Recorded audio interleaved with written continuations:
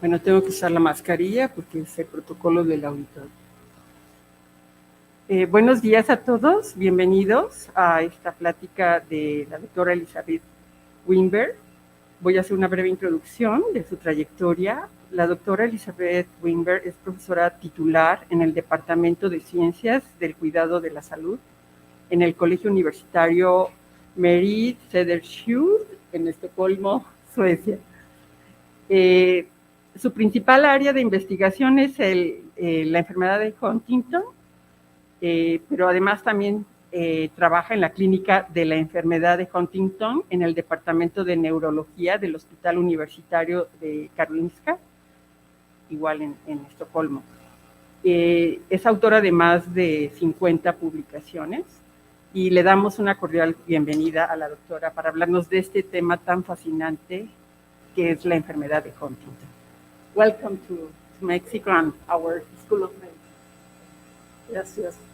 Buenos días. Gracias por estar aquí.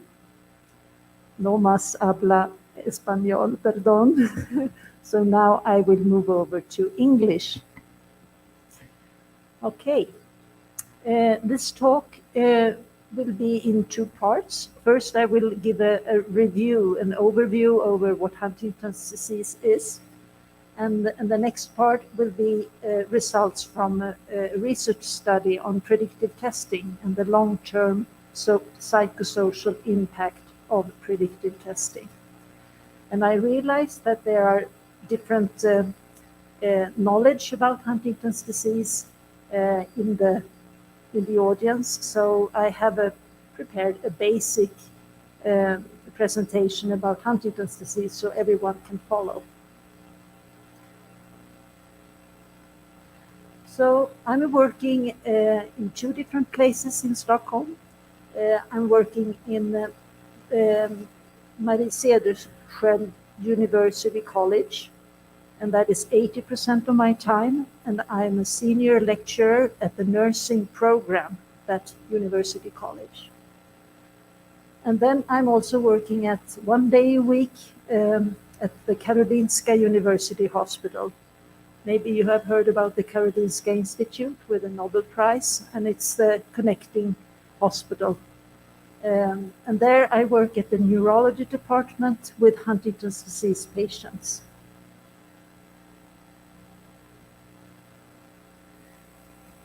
As a specialist nurse. Okay, so I give you an overview of what Huntington's disease is. And the clinical features is that we have a triad of symptoms. We have neurological symptoms, we have psychiatric symptoms, and we have a cognitive decline. And the neurological symptoms are involuntary movements, including chorea mainly, but sometimes it's more dystonia and or Parkinsonism. And the cognitive decline or dementia is severe, but it looks a little bit different, it appears a little bit different than, for example, Alzheimer's disease. The psychiatric symptoms, usually it starts with depression, anxiety is very common, poor impulse control, irritability, and in a few cases also psychosis. Also, apathy is quite common, and a personality change, a change in personality. The age of onset, usually the disease occurs in the mid ages, like 30, 40, 50 years of age. But there are children who get Huntington's disease, and that's the juvenile part who gets it before 18 years of age. There are about 10% of them. And we have a wide range of age of onset, so even up to 80 years of age, we have seen that. But usually in midlife. And before onset, you have no clue or you don't have any symptoms that can be related to the disease that comes later. Uh, it is, as you maybe have heard of, it's a genetic disease, and it has an autosomal dominant inheritance. That means that if you have a mother or father with the disease, you have 50% chance of getting it yourself. And if it affects both female and male equally. And unfortunately, there is no treatment, no cure for the disease today, and it's a fatal condition, and death occurs usually 15 to 20 years after symptom onset. But that can be a wide range too. The main areas of caring is actually not the neurological part, which is can be very devastating as well. It looks you can really see it, but the main areas of caring is the nutrition part, because these patients, they lose weight easily. They have a higher what do you call it? When metabolism, a higher metabolism, and also the movements creates more energy, or it takes more energy. So they must be on a special diet with extra calories. And they also have swallowing difficulties. That comes more and more during the disease. And sometimes in the end of the disease, in late stage, they must have a feeding tube, PEG, the percutaneous endoscopic gastronomy, so they can't swallow at all. Another area of caring is their mental health. So they usually have depression, anxiety at least, and irritability, and they need medication for that, as well as nursing as well. Another area of caring is the dysarthria, that they have slurred speech will develop. So they have difficulty to express themselves, and it's hard to hear what they are saying. So it's important to early on start to get tools for communication. Many patients also have sleeping difficulties that needs to be addressed, either with self-care or with medication. And also I added the dental and mouth care, because many of them are using these antidepressants, and they get a dry mouth, and that affects, of course, the mouth care. That they need to go to the dentist a couple of times a year. And that's why it's recommended to have a multidisciplinary team for these patients, and that is what we have at the Karolinska University Hospital. And there is a long list of professions that are involved, and we have meetings every other week to talk about patients, because we need every perspective from all of these. The neurologist, of course, the psychiatrist, the specialist nurse, speech pathologist, occupational therapist. We do a lot of home visits to see how things are working at home. Physiotherapists and psychologists, and in particular a neuropsychologist, social worker, dietitian. That is part of our team. And then we have a collaboration with another department, with the geneticist and the genetic counselor, who are doing the diagnostic test and the predictive testing for Huntington's disease.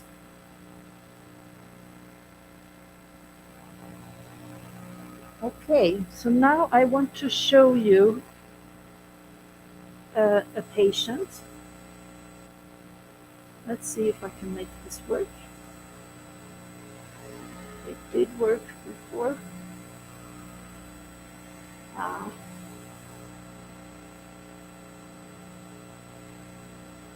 All these technicalities.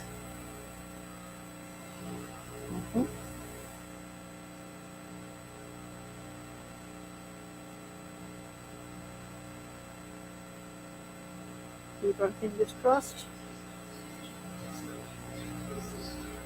Saladet a 9.50 y aguacatejas en Maya.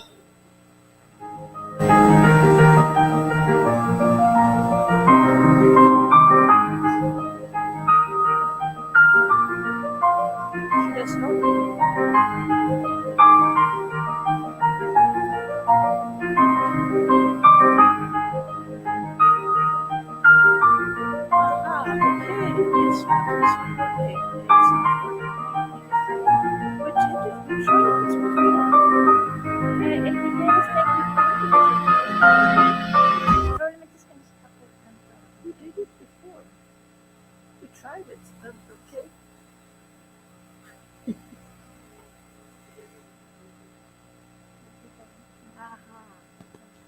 Now,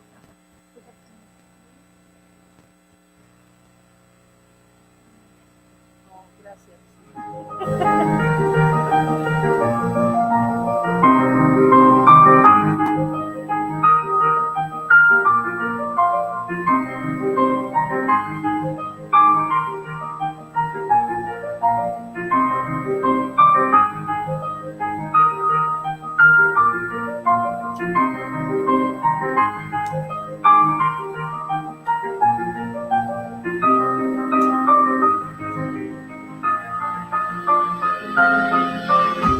So Anne-Marie, how's your chair for you?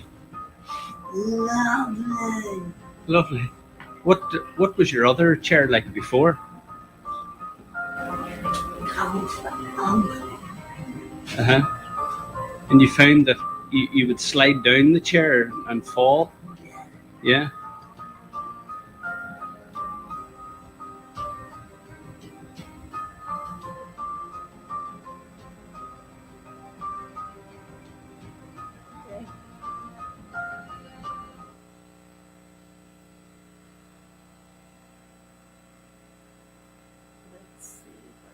Well, I think you got an idea how this disease can look like. We're back? Yeah?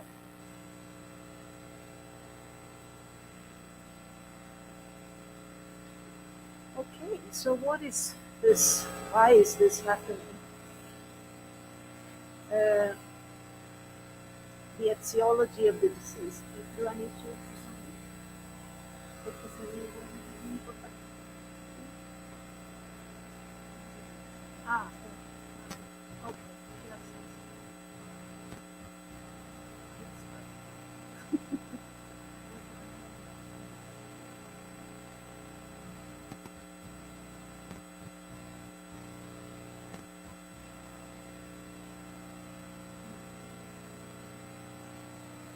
No.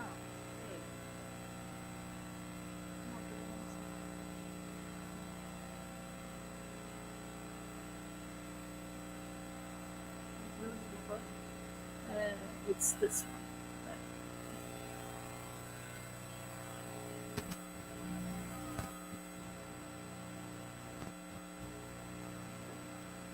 Okay, gracias. Okay, so why is this happening with the body?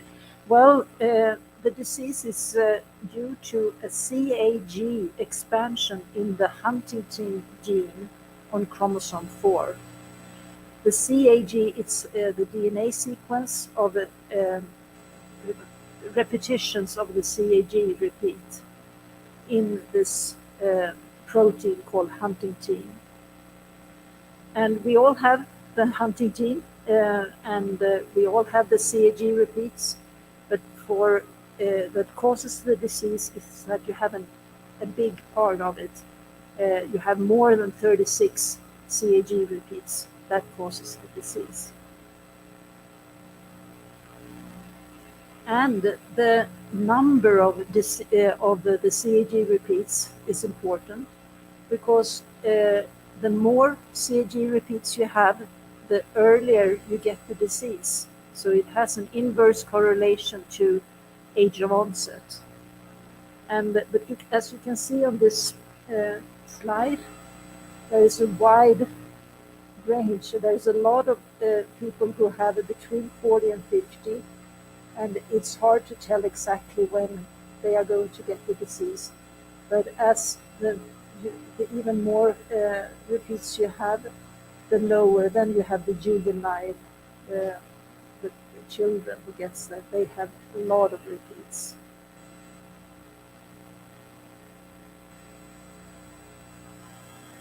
So what does Huntington, this protein? Well, we don't know a lot of it, but some of it. What we know, it's important for brain development, and by studies when they had reducing the normal expression of the Huntington gene leads to abnormal brain development in mice. So in particularly brain development before you are born is very important for the Huntington. And we know also that the Huntington is causing protein aggregation that leads to neuronal death. So that's the overall, and then the cellular functions of Huntington protein is still not completely understood, but these are some of them that I'm not into at all, so I can't really answer questions about those, but some of you might know about these, the chemical signaling, transporting materials, regulate gene transcription, and protect the cell from self-destruction and apoptosis. And that is here the neuronal death. And this is how it looks with the one wild type brain, the neuropathology. This is a normal brain, and this is a brain with Huntington's disease in the late stages. And as you can see here, atrophy of the striatum is the most prominent part. You see much bigger holes here, and it's seen in 95% of the HD brains.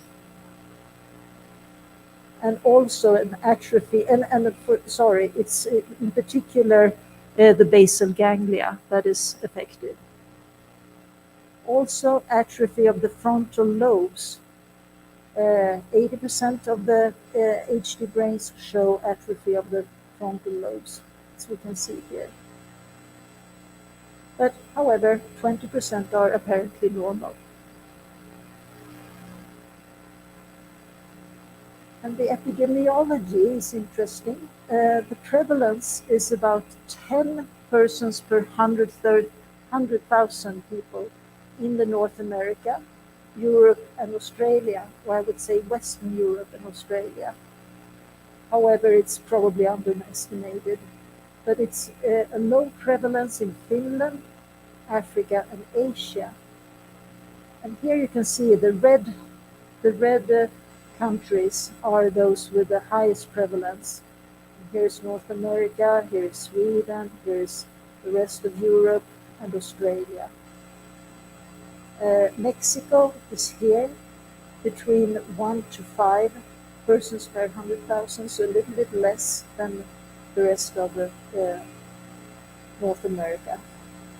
But then we have this in Venezuela. We have a very high prevalence in Venezuela. That is much more than 10 per 100,000.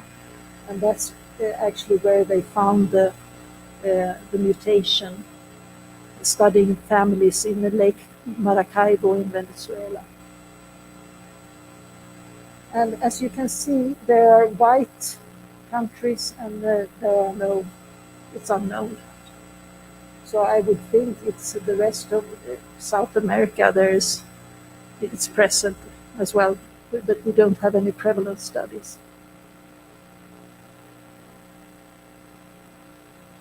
And the genetics of Huntington's disease is that it actually, we can see anticipation. And anticipation is a process that means that you get a lower, or the age of onset is decreasing per each generation. And we can see that in some families. And it's particular if it occurs when the mutation is inherited from the father. And that is what we think is due to the meiotic instability in sperm cells. The sperm cells are dividing every hour compared to the eggs, who we all have a set part of eggs and they don't divide and make new eggs. But the sperm cells are constantly getting new cells, and we have done studies on sperm cells, and we can see that they vary. The CG repeat number is varying a lot in the different sperm cells. And then there are, in some families, there are actually 2 patients with Huntington's disease who get an offspring, and in particular in Venezuela, where we have these large families with Huntington's disease. And so they can actually have a homozygosity, that they have one gene from Huntington's disease from the mother and one from the father. But it doesn't mean that they will get a more severe phenotype. And up to 10% of all cases are spontaneous mutations. And that is what we think happens when the CAG repeat. Maybe they are like 30, and then it gets generation by generation, it adds up. Maybe next generation have 31 or 32, and later on in generations it will reach the number of CAG repeats that causes the disease.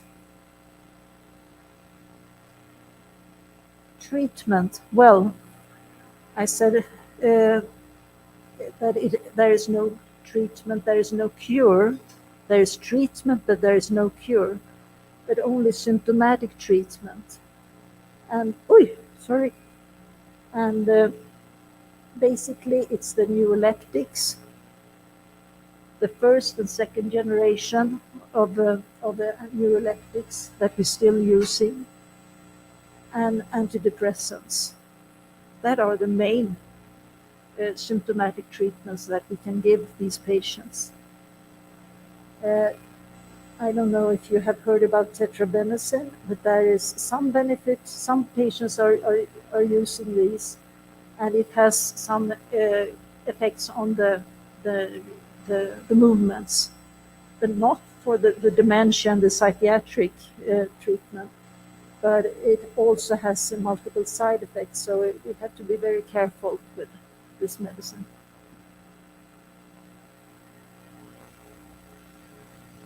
Okay. Well, what can we look forward to? Well, we have been hoping. It was actually in 1993 that the mutation was found, and at that time, the research groups thought that within 10-15 years we will have a treatment or a curable. We will know much more, so we will have a very good treatment. And still, unfortunately, we don't have that. We have had a lot of different research trials, clinical trials, and but it has not been successful. It has not been successful. But now, in 2020, this year, there is a new American study called Proof HD, where they will try to use predopidine. I am not sure how you pronounce it, but that hopefully will boost production of the brain-derived neurotrophic factor. It's a protein with neuroprotective properties, and that will start now. It's a multi-center study that will start this year. There has been a big clinical trial about antisense nucleotide therapy that unfortunately had to be stopped after one and a half year. It was La Roche, Roche pharmaceutical company who stopped it, and it was because they couldn't see. Probably it was not because they couldn't see any benefits. So then it was not ethical to keep on with this 3-year trial, I think it was, and that was a big. Well, the whole HD community was very sad about that. Okay, and I also wrote down here the restorative neurosurgery that actually was in Mexico. I think it was the first one in Mexico, and I'm not sure if you are still doing it here. It's the same kind of restorative neurosurgery that you do for Parkinson's disease. That is also on it's only in research, it's not a clinical treatment. But what you do is that you transplant human fetal striatal cells into the brain. And we have seen some benefits. The grafts that you put in the brain are accepted, but they don't last so long. So probably it has to be done several times. But there were some benefits, absolutely. And then I read about another study with deep brain stimulation, DBS, which is actually a clinical treatment for Parkinson's disease. And they have done studies on that, but I'm not sure how. They saw some benefits, but that's mainly on the movements. And as you have seen, it's not only the movements that we want to cure. It's the psychiatric, it's the dementia. So it's complicated.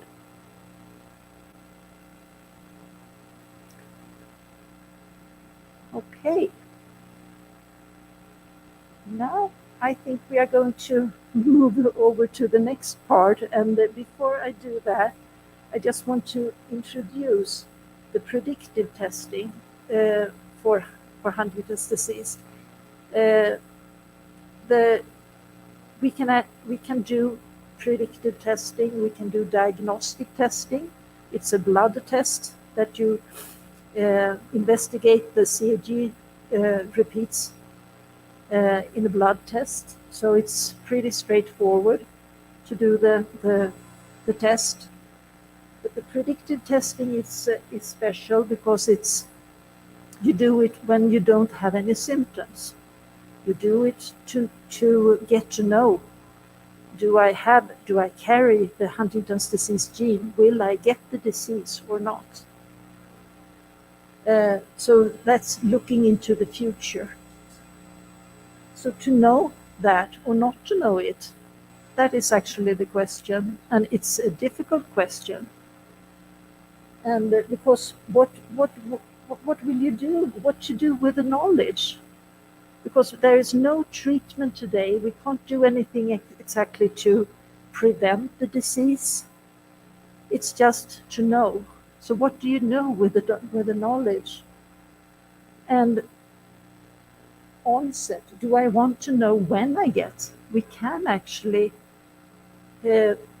look into how many CAG repeats you have, the number of them, and relate that to, it will be probably that you will get the disease before 50 years of age, or before 40 years of age, or before 60 years of age. We can't pinpoint exactly when, but we can give some directions if they want to know. And the last question, will I cope with the knowledge? So persons who have a 50% chance or risk, I would say, risk of having inherited the disease, they are asking these questions, of course, because there is knowledge, there is technology to look into the future. And about 20% are actually going forward to do this predictive testing. So most persons don't. But those who want to go, who want to know, they really, really want to know. And before they actually, it's not that easy to just take a blood sample and send it in and get the results on a letter, on a phone call. You need to be part of a program. It will take some time, even though the blood sample is quick. It takes a week to analyze this, but we want them to take some time to really think it through. So they don't jump into something that is, well, we can't turn time back. So it is a tricky question. And I think right now we should have a little 3 minutes break, just to stand up and give some new blood to our brains before I go over to the next part. But during that time, stay here, we will just move a little bit around and think about this. Think about what would you do? Now you have seen the disease, you know what it is about. Would you actually would like to know that you are going to get this disease or not? It's a hard question. And then I will tell you about people who have done it and what they have, their experience with knowing, both having that I will have the disease and not having the disease. So let's just have a couple of minutes of break, and it's important that we all stand up and then you think about this. So 3 minutes. I can have some.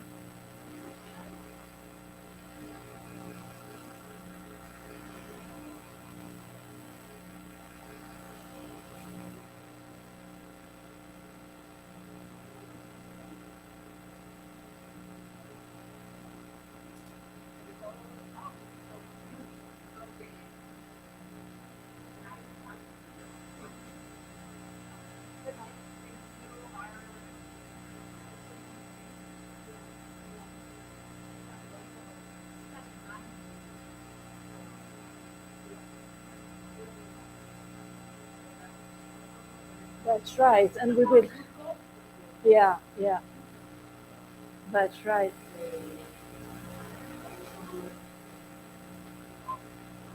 Yeah. Oh, yes. It's a lot of it. It increases the cost, the living cost, very much, and also with the aggression that they are throwing things and things breaks and yeah, it's a higher. Uh, yeah, it is. It is. Yeah.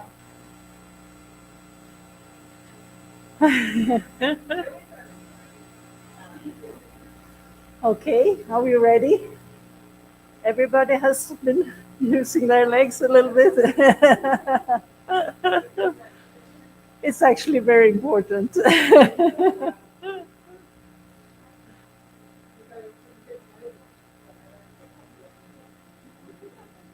Okay, so maybe we should start off with any questions on this first part with on Huntington's disease. Yeah? Is it okay? Do you hear me through the face mask? Yeah. Yeah, that's right. Yeah, so bear in mind now what you would think. Now I will present some research results. And this is the aim of the study was to explore the long term, and the long term means over 5 years since they did the predictive testing, and the psychosocial impact. So what are the consequences on life with knowing that they either will have the disease or will not have the disease? So study 1 included, and this is a qualitative research, so we don't have any statistics, but you will hear a lot of voices. I have a lot of citations, so we get closer to the persons here. We move on from the statistics. So in study 1, we interviewed 10 mutation carriers. There were 6 women and 4 men, and they were between 34 and 62 years of age. In the next study, we had 21 non-carriers, 12 women and 9 men, and they were between 25 and 69 years at the time of when we interviewed them. But it had to, for everybody, it had gone at least 5 years since they had done the testing. The methods for both studies was we did semi-structured interviews. We tape recorded them, and later on we transcribed them word by word, verbatim. So we had a lot of papers actually with exactly what they said during the interview. And then we did qualitative content analysis, where you look for common themes that everybody is actually talking about. So we don't hear, the themes are not only from one person, it at least 2, 3, or maybe 10 or 21, that all of them. So to make a theme, it has to be several persons who experience this. And the topics during the interviews was, first of all, practical issues about their career. Had they done anything about their career? Education and family planning after the predictive test results. And then we talked about emotional reactions. We had an interview guide that we had these questions about. And first of all, we talked about how they could accept the test results. And for those who were gene carriers, we talked about how they were thinking about getting the disease, and feelings of guilt, which I will talk about later on. That is for both groups, actually. And the last topic was social implications, how this have affected your family, friends, and fellow co-workers.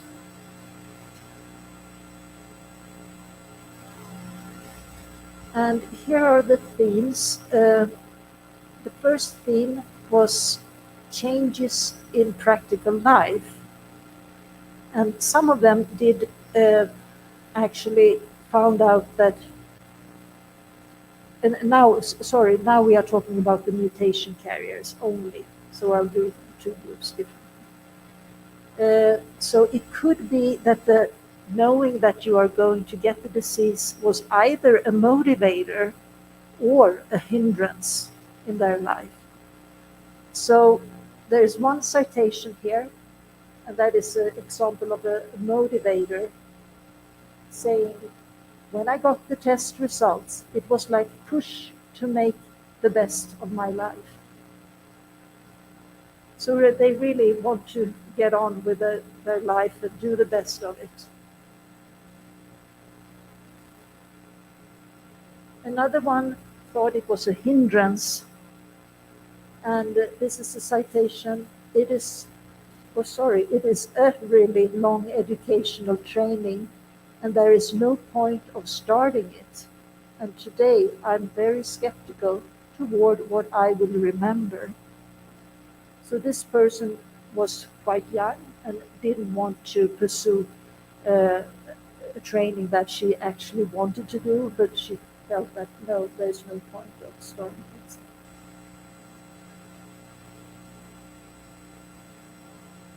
In terms of family planning, so before persons who are at risk for having the Huntington's disease There are different perspectives, I would say.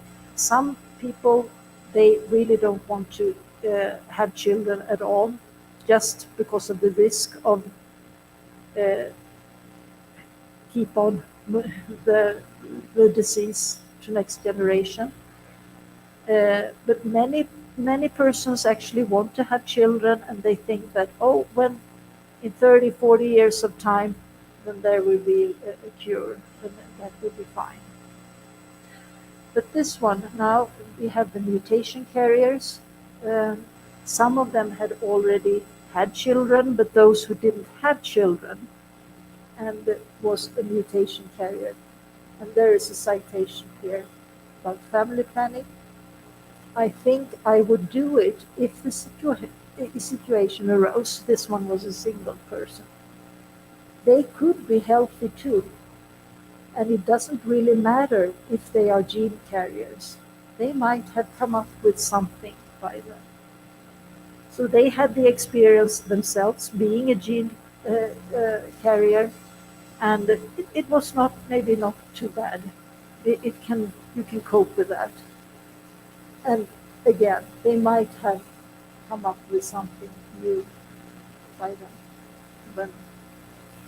So that person would like to have children. Another theme was different emotional responses, and there is sub-themes. And the first one is relief from uncertainty. And actually everybody in this study, both mutation carriers and the non-carriers, felt a big relief with just knowing. And even if it was a bad knowing, this person said there is a security in knowing what the deal is. So it's very stressful not knowing for some people, and they want to know how to plan ahead and know what the deal is. Adapting to the test results were another sub-theme. Some of them adapted very quickly, and some did not at all, I would say. And here is one who says, now I'm starting to feel that I have learned how to live with a gene. Now I have to start learning how to live with becoming sick. So there is a process first just to accept the test results, and later on, when the disease started. None of the persons at the interview had symptoms, so they were all healthy persons. But this could be like 5, 6, 7, or even longer time after the test results. Something that most of them, the gene carriers, said that they felt a more appreciation of life. And that is actually something that other diseases has shown. If you get cancer, for example, and you know that you are going to die, then you feel more, life is more precious, the time you have. And this is what they expressed as well. So here is a citation. It is best to take the time to do fun things.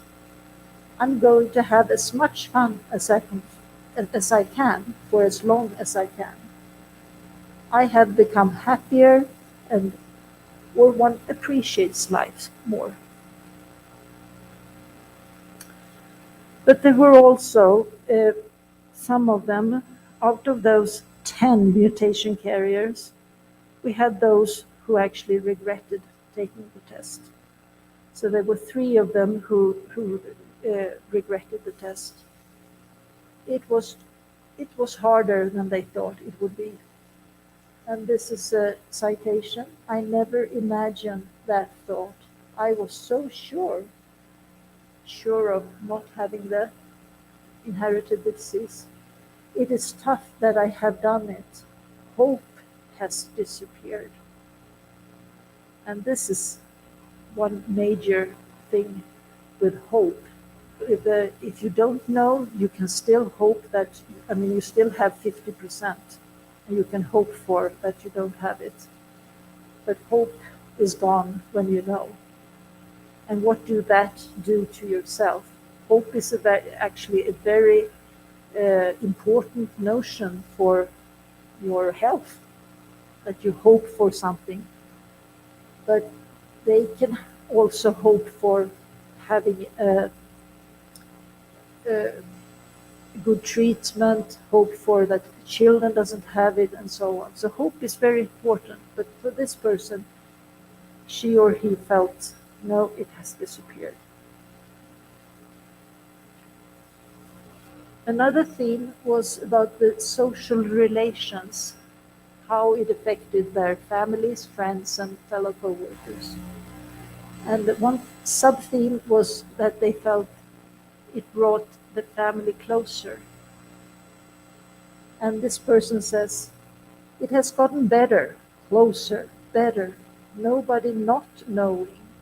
Everyone knows what they have to adjust to, so it feels calmer.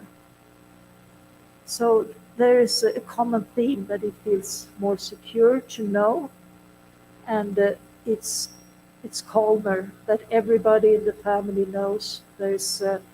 And they can, they are into this together, because this is also, it doesn't affect only the person who gets the disease. It's a matter of a family disease.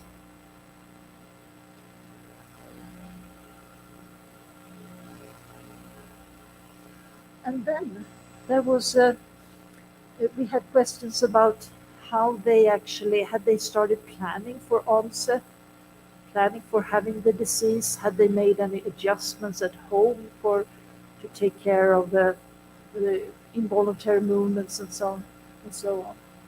And they were actually, that was a topic that was really hard to talk about. They didn't want to talk about it. So we were very careful about this topic, and no one really talked a lot about it at all. So one person said, that was the whole idea behind the test to do. They thought that I'm going to plan for the disease, for onset. That was the whole idea behind the test, that one could do that.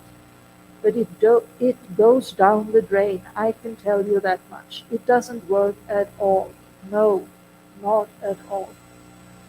So it was very hard to get into that planning mood. It was probably too sensitive topic, I would say. And this would be very interesting to actually do another study on, to really get into more details about this particular topic, and how can we help them? How can we help them with this? Or do they just want to, no, I don't want to talk about it.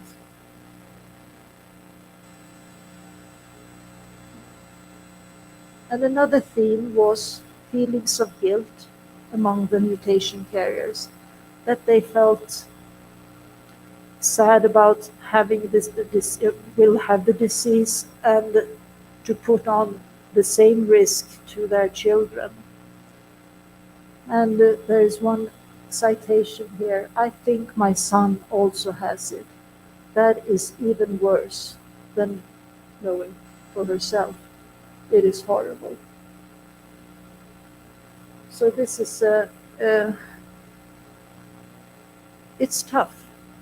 And maybe if you have children yourself, you might know that actually it's much worse when you see your children are sick for some reason than dealing with your own symptoms and diseases. So it's the same for them. Another issue that was hard for the mutation carriers was informing the children how and when, and how do I do that? because you put on a big risk for them to have the disease. And one person said, "It's hard. It's so hard. I'm thinking that I want to tell. I'm thinking that I don't want to tell. How should I say? What should I say? When should I? I know that I was so angry at my mother because she concealed it. She hid it, and it was hushed up.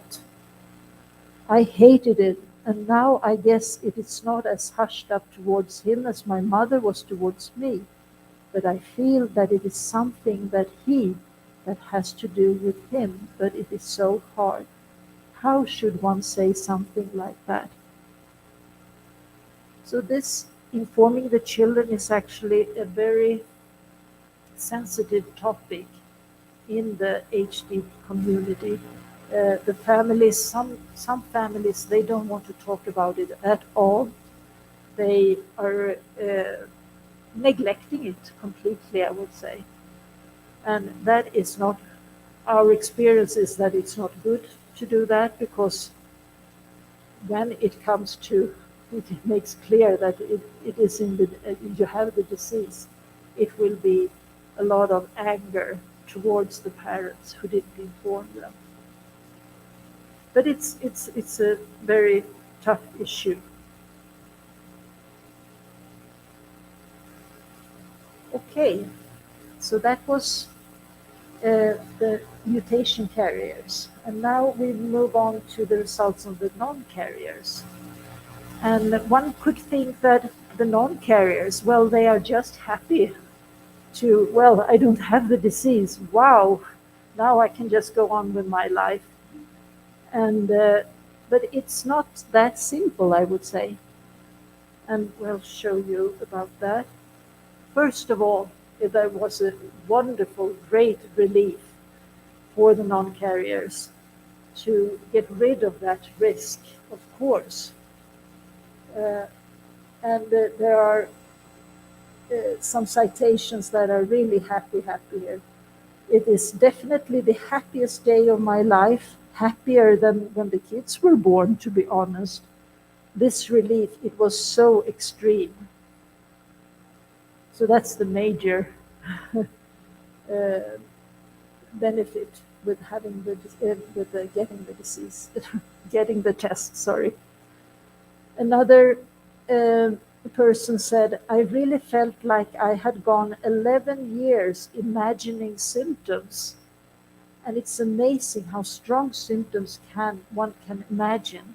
This person had been worried every day, looking for symptoms.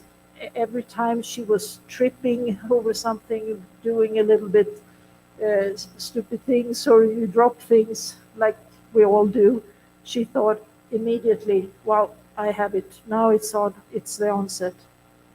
So to get rid of that feeling was wonderful for her.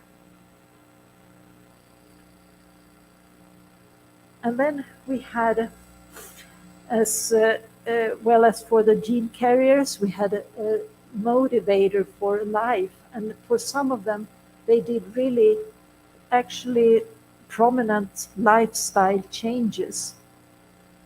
And this person, he was a young, don't read the, yet I just give you the story about him because this is kind of exceptional. He was 18 years of age, the age where you can go for testing. And he had been waiting for that. He really wanted to do this testing. His father, his uncle, his uncles, his cousins, his grandfather, there were many in his family who had the disease, and he was so sure that he had inherited as well. So he was in his youth, in his teenagers, he was really doing a lot of stupid things and being with criminals, and he had a very not good behavior, I would say. So this is what he said. He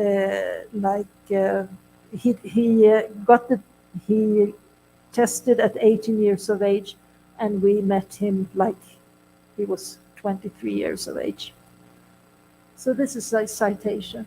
I imagine that the disease was extra strong. I'm going to get it, guaranteed.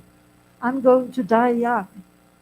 I only live now, not later, and that had the effect that I was not scared of dying, and I did not care about the future.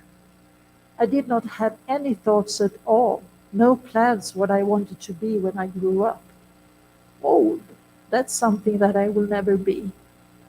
So I took quite a lot of unnecessary risks in my youth, jumped between rooftops and things like that, with the attitude, if I fall down, I die, it doesn't matter, now or in a few years, what difference does it make?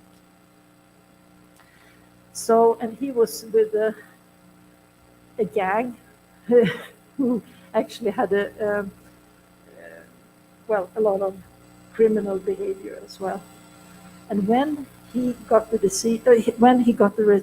results that he was not carrying the gene, he completely changed. He said bye-bye to the gang, and he went into university to study, and he had a girlfriend, and he got a family when we met him like 5 years after the testing. So that was a wonderful, wonderful story of what life brought him with the test results. Okay, so now we are coming to those who actually had some problems with the test results. So we could see a theme that we call need of reorientation, that they actually were thinking, who am I now? They had lived with this risk of knowing that they will have the disease, or they thought that they will have disease, and now it's no longer an issue. They had not had any plans for future, and how do I do that now? Who am I now? So in need of reorientation, and here is an example, a citation for that.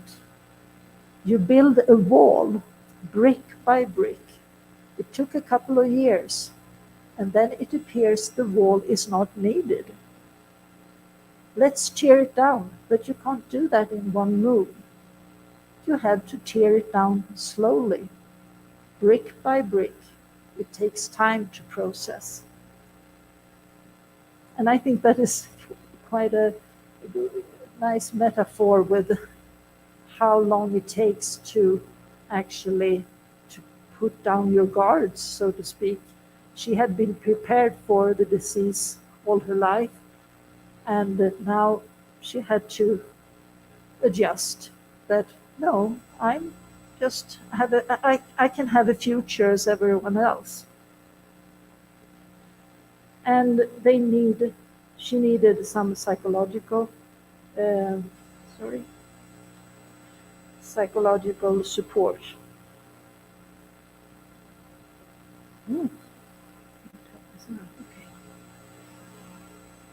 Another sub-theme that or actually quite a few of those who got the good results, was what to do with this second chance in life. They had to do something very extraordinary because they had won the biggest prize in the world.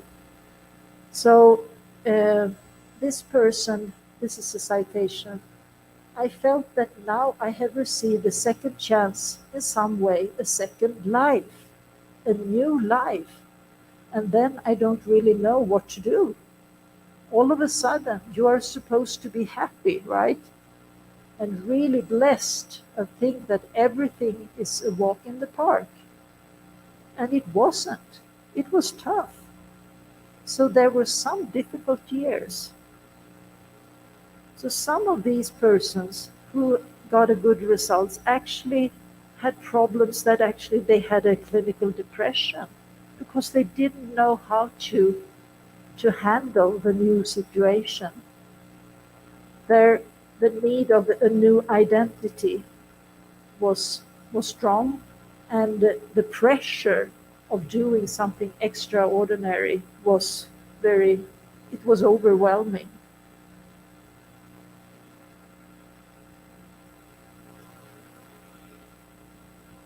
And some of the persons who were non-carriers felt also an emptiness. And here is, that could be an emptiness that lasted just after receiving the test results, or it lasted actually quite a few years. So this is citation. It is very difficult to explain what it actually was that caused the situation to not only be wonderful. Instead, there was this state of vacuum. Yes, to find yourself in the middle of all of this that became so changed. And this is interesting with the feelings of emptiness that you really have to talk about with some psychological support, actually.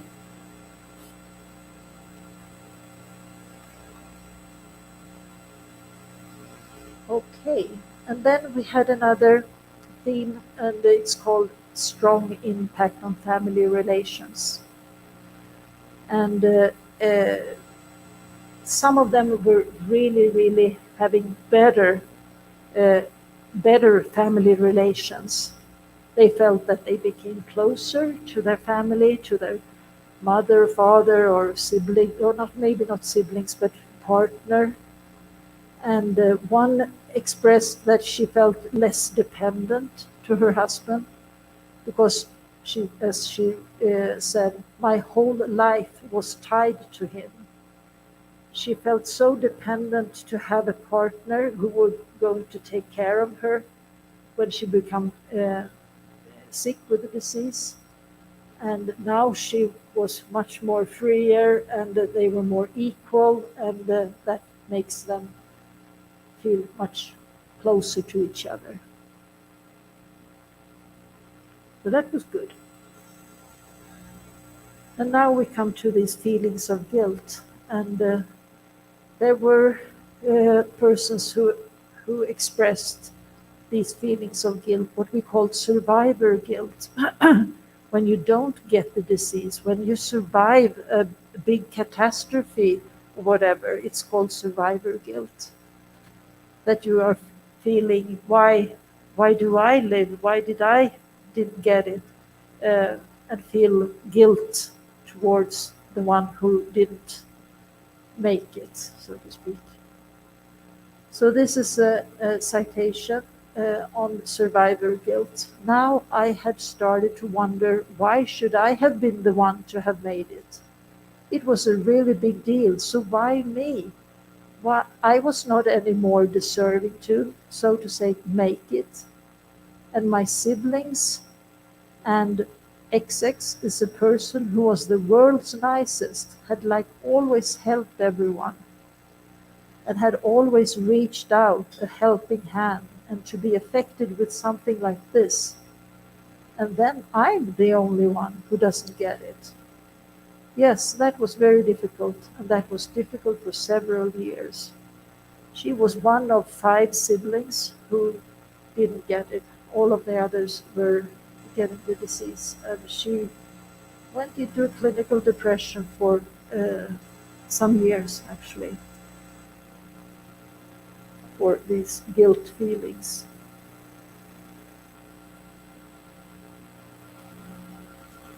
And then we have the dynamics of the relationships between the siblings, because there are siblings who decide not to test, and some are tested. So these are the feelings towards the untested sibling who doesn't want to get the test. And this is a citation of a person who said she expressed it herself as well. So now we are not in the both of us anymore. So the untested sibling felt left outside. We are not together any longer, because they had the same risk before the test, and now one knows that she will not get the disease and one doesn't know at all. And that made the dynamics between the siblings, the sisters or brothers, hard. They didn't want to talk about it. It was hard feelings that they were not in the same boat as any longer. So that was hard. And some of them actually expressed that they had, it was hard to inform the untested sibling, because they thought that will affect them. And they proved right, I would say. So the conclusion is of these both studies that it's very important to offer all persons, regardless the test results, psychological support after predictive testing. So some of them don't need it, but you should always offer the psychological support even for non-carriers, because they have a lot of psychological issues to handle. Okay, and the final little thing is that I want to show you is that we made a study. This was in the 1990s actually, but we did a big study on so-called catastrophic events after predictive testing. I mean, how often does it happen that they actually are doing something really bad to themselves because of the testing? Because there was a lot at that time in the 90s, there was a lot of criticism of this predictive testing. And so we did, I was living in Canada at that time, and we did a big survey with, as you can see here, a study on 4,527 persons in 21 countries. And we were asking the centers to report on how many actually had committed suicide, how many had attempted suicide, or how many was hospitalized in a psychiatric hospital after predictive testing. And it was actually only, I would say only, because we had expected more, 0.97%, so about 1% had actually experienced a catastrophic event. There were 5 suicides, 21 suicide attempts, and 18 psychiatric hospitalizations. And what we saw also, that risk factors were having a previous psychiatric history and unemployment. So it's important to really be careful with those who actually have a psychiatric problematic history. But it was not only the gene carriers that was part of this, it was actually both gene carriers and the non-carriers. So, gracias por su atención. And this is just the Colmo. Thank you for your attention.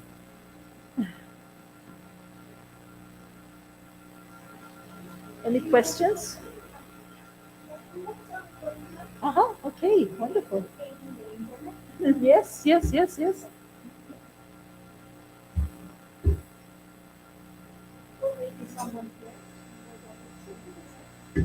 right. Yes.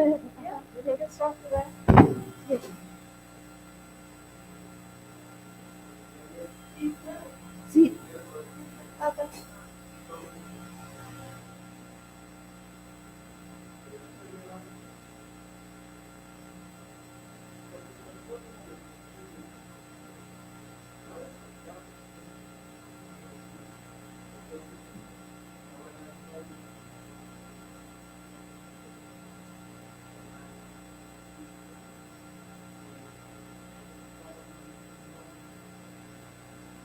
Okay, yeah, you will translate. Yeah.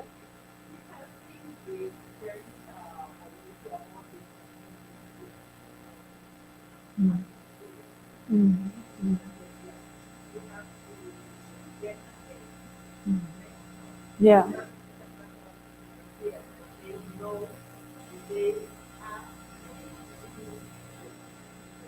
yeah. Well, if I understand, can you do something to prevent the disease? And well, no, not really, but we know very little about it.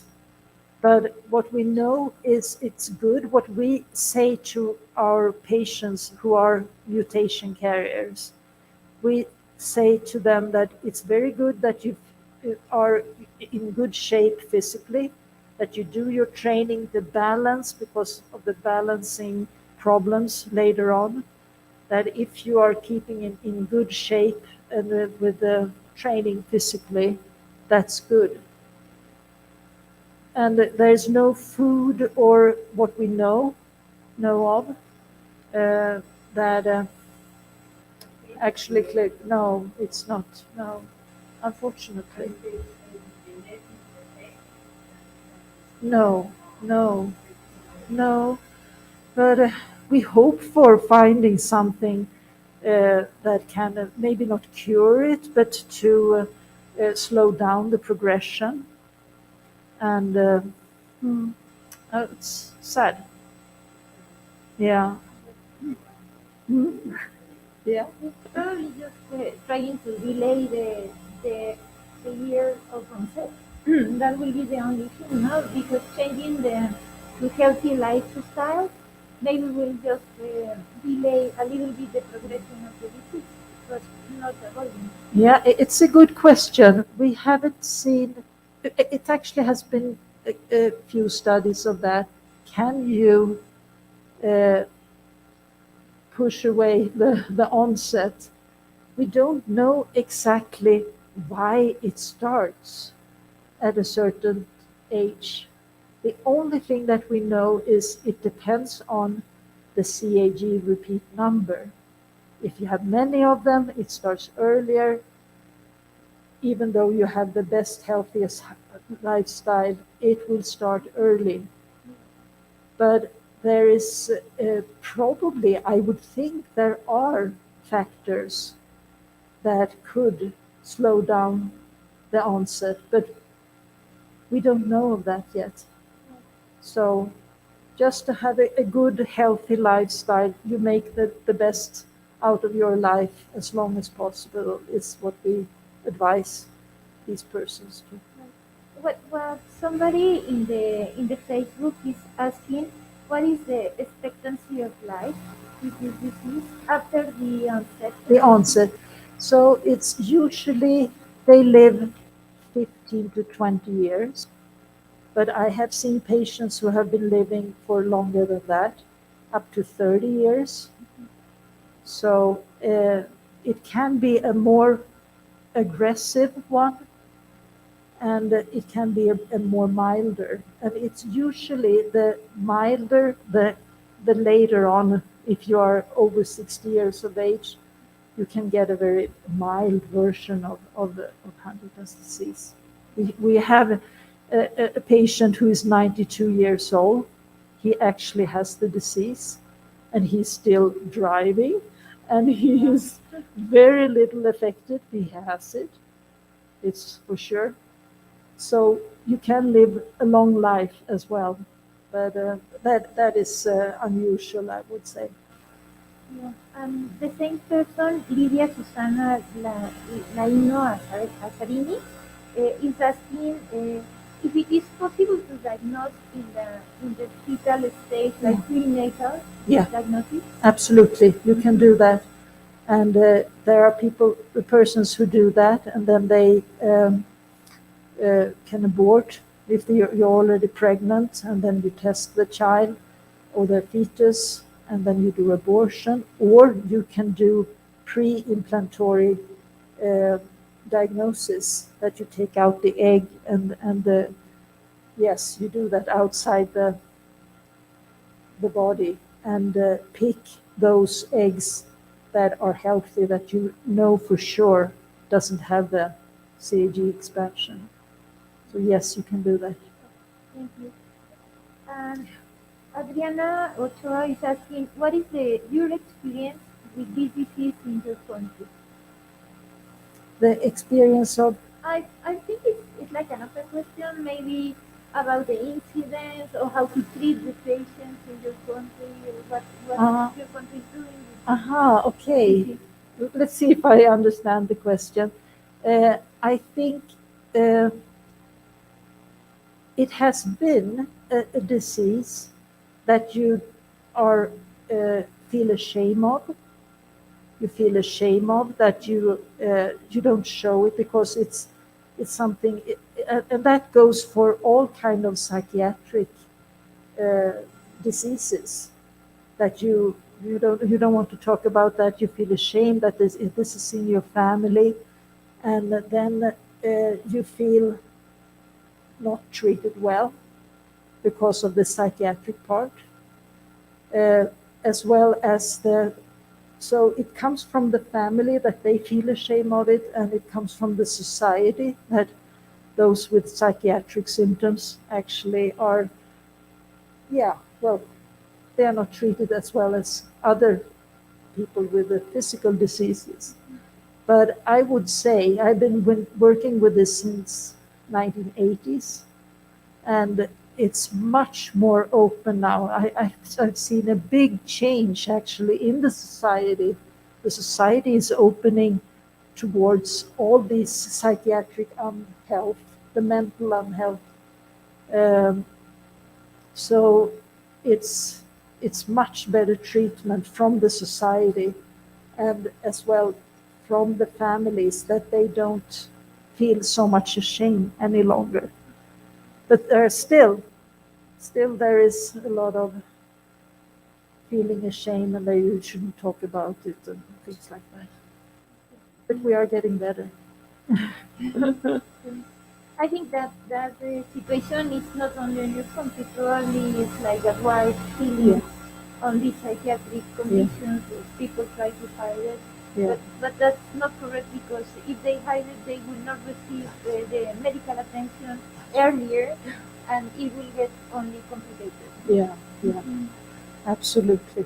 Right. Dr.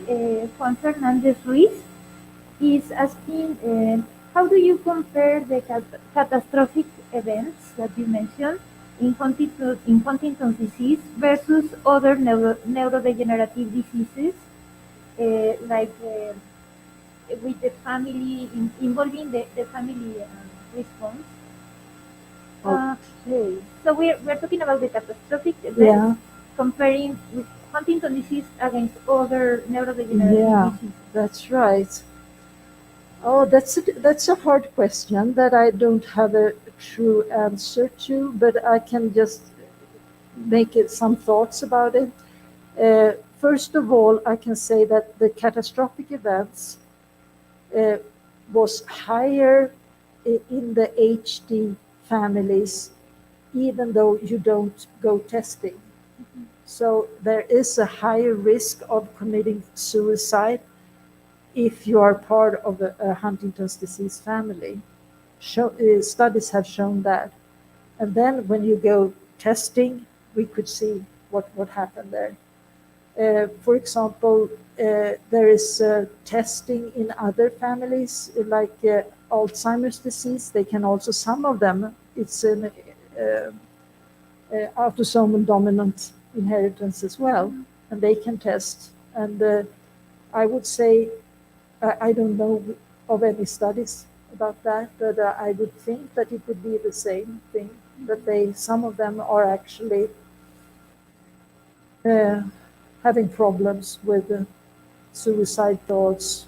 Do I get the disease? Because it's a horrible disease, Alzheimer's disease as well. So it's a very interesting question, and I would like to make a study on that, actually. But the comparison.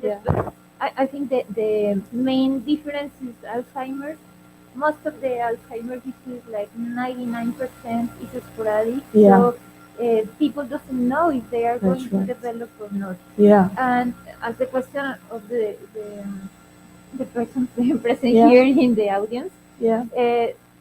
I think in the case of the sporadic disease, you have a lot of things to do to try to prevent or delay the starting of the disease. Yeah. But once you have a genetic disease like familiar Alzheimer's disease or Huntington disease, it's impossible to avoid developing the disease. Yeah, It's yeah. just going to happen. You don't Yeah. know exactly when, but it's going to happen.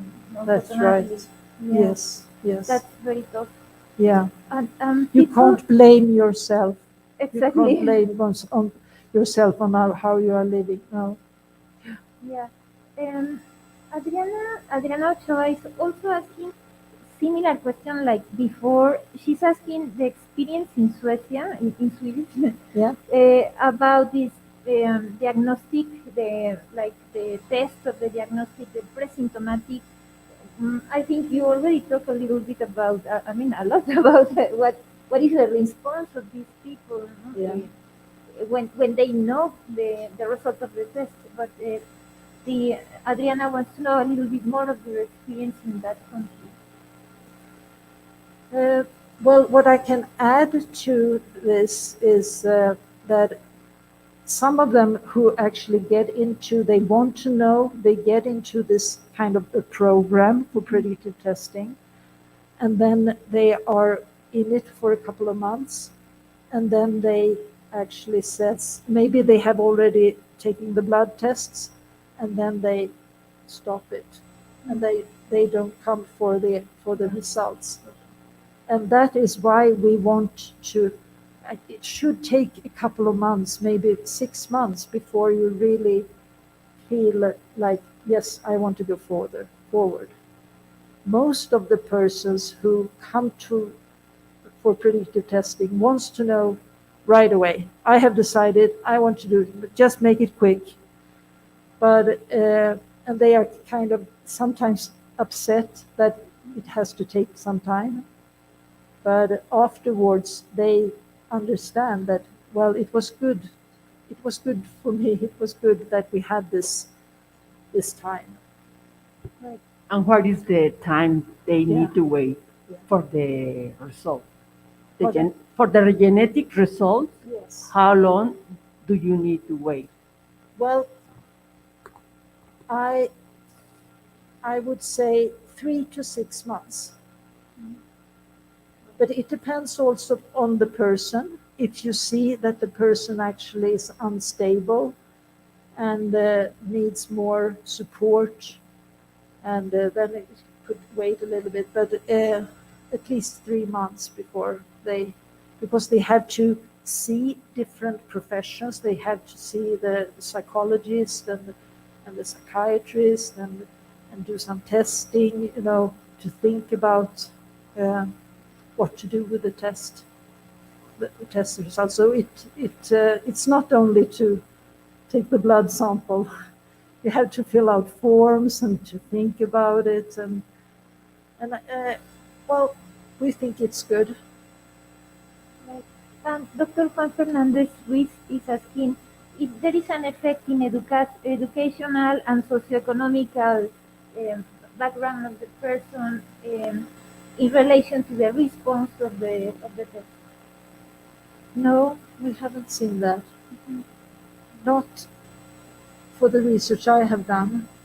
What I think is in the way that people respond to the results. Yeah. If they have different educational levels. No, we haven't seen any of that actually. Okay. It is more. So one would think that if you have more education, then you could handle it better. No, or is that what? Right. Yeah, because knowledge and experience give you more security, and you can handle things better, maybe. That's an interesting question as well. So I would say spontaneously, no, it doesn't matter, but we have to look into it. Actually, you could come up with good ideas here now too.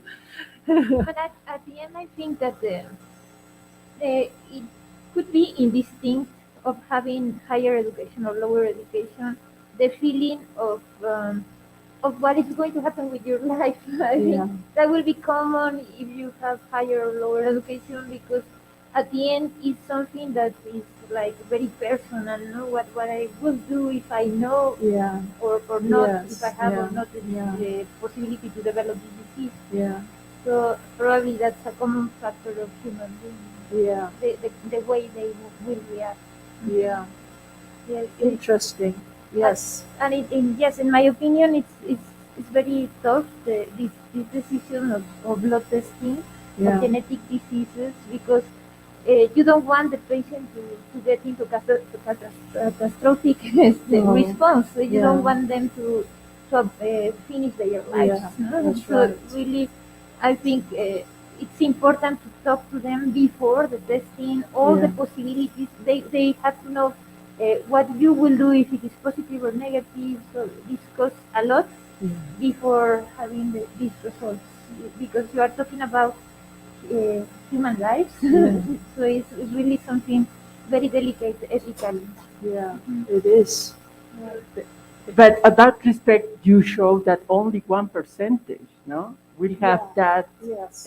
negative Yes. attitude, no? That's right. So it's not too bad. No, it's not too bad. I- and Uh-huh. and comparing to, you have to relate it to those who doesn't. I mean, what is the I mean, to the general population, and we haven't done that at all.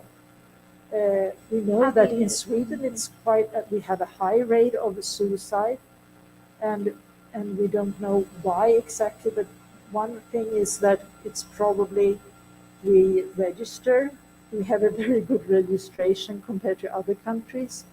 So, but I'm not exactly. I don't know the numbers of the, but I think it's much more than 1%. It is. So, but here it was related. We wanted to know related to doing this test, and we didn't know that for sure, even though it was related or not, because other things in life can make you commit suicide, even though you are not dealing with or you are dealing with the predictive test results, and something else is happening that you have problems. So it's a tricky, but it was some kind of comforting to know that it was not a huge number of people who actually had a catastrophic event. Yes, Yeah. That's very interesting, because if you just select randomly a cohort of population of 5,000 people and you follow them, Yeah. maybe some of them will commit catastrophic Oh, yes, events. absolutely. And not matter if they have some relation No. to that disease. So they have a proportion, as you say, maybe Yeah. not so different. Or No, that's even right. less, even less, as you say. Absolutely.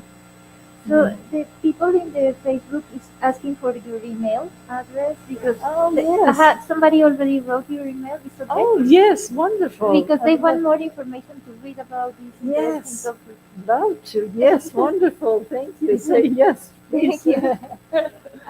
That's great. Thank you. Yes, Dr. Laura Escobar put the Yeah.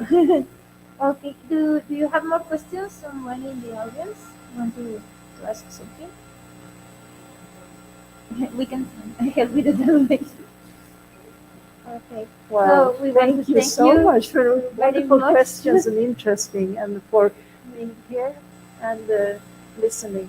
Thank you. Thank you, Dr. Elizabeth. Yeah. You're welcome to come back again soon. Yeah. Oh, thank you. Thank you so much.